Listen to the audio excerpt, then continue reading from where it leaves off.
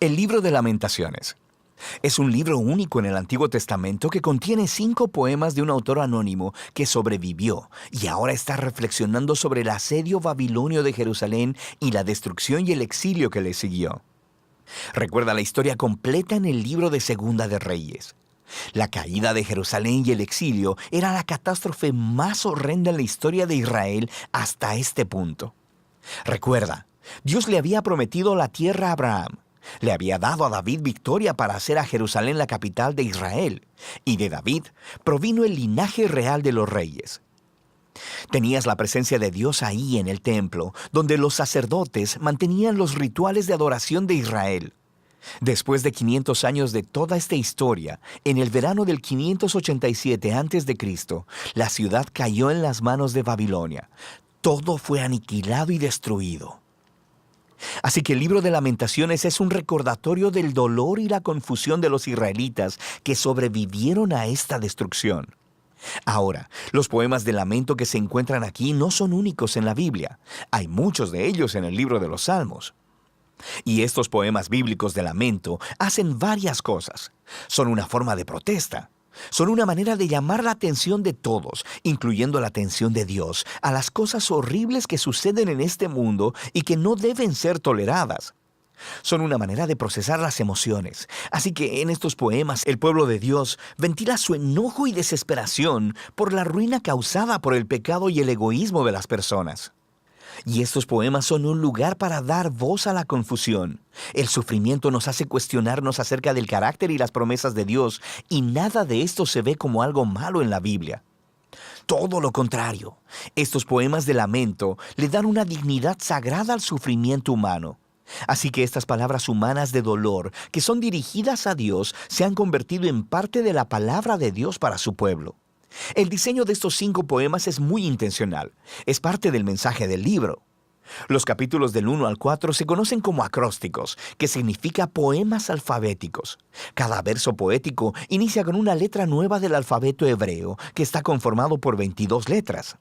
Ahora, esta estructura ordenada y lineal está en fuerte contraste con el desorden del dolor y la pena, mezclada con confusión que se expresa en estos poemas. Así que es como si el sufrimiento de Israel se explorara de la A a la Z y está intentando expresar algo inexpresable.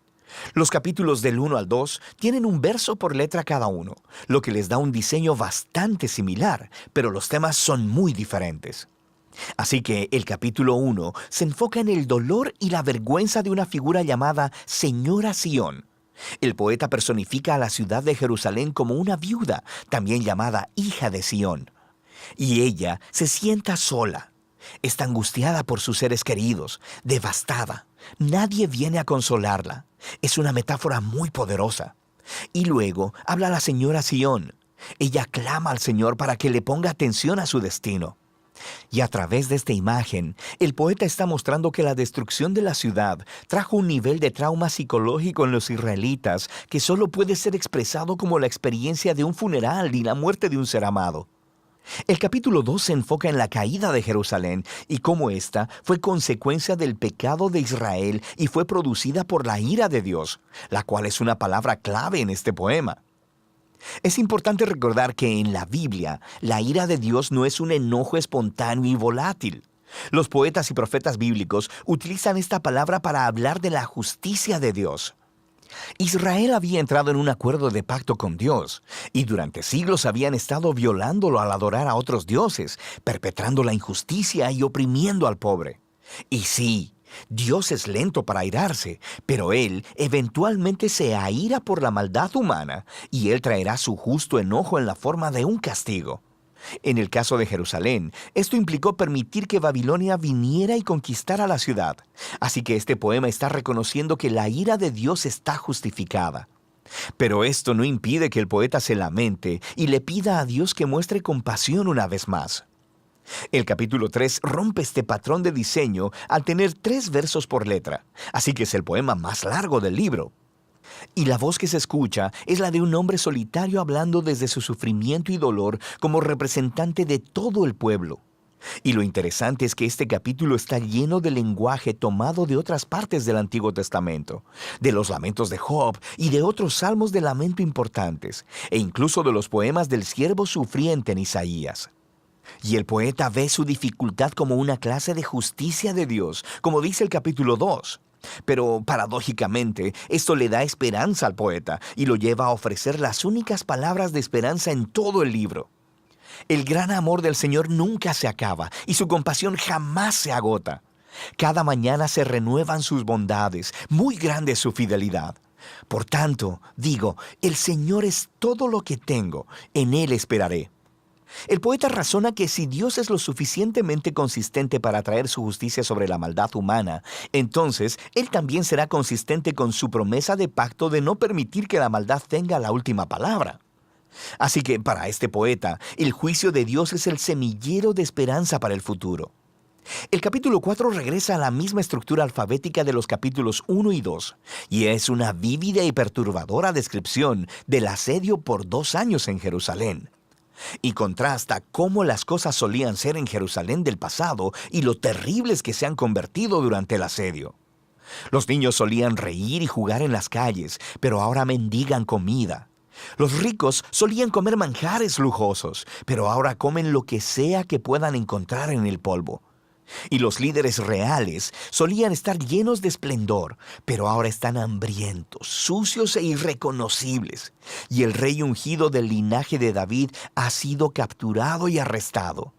Así que el poder del poema viene del impacto de estos contrastes y está explorando la profundidad del sufrimiento que Israel trajo sobre sí misma. Ahora, el poema final es único porque rompe con el patrón de diseño. Es igual de largo que los otros poemas alfabéticos, pero sin orden. Es como si el poeta no pudiera soportarlo más y su dolor ha explotado en un caos. El poema es una oración comunitaria por la misericordia de Dios. Israel le ruega a Dios que no ignore su sufrimiento ni los abandone. Y el poema ofrece una larga lista de las diferentes clases de personas que fueron devastadas por la caída de la ciudad.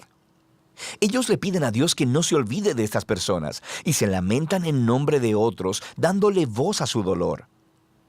Sufrir en silencio simplemente no es una virtud en este libro.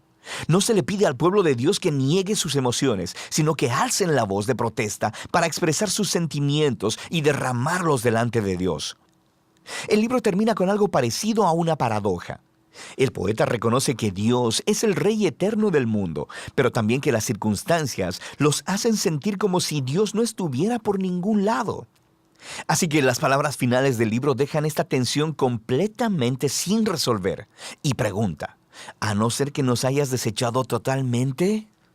Y el libro termina. El poeta no ofrece una conclusión linda y limpia, muy similar a nuestras propias experiencias de dolor y sufrimiento.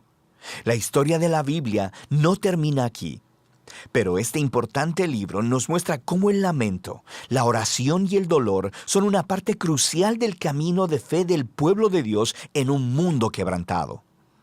Y de eso trata el libro de Lamentaciones.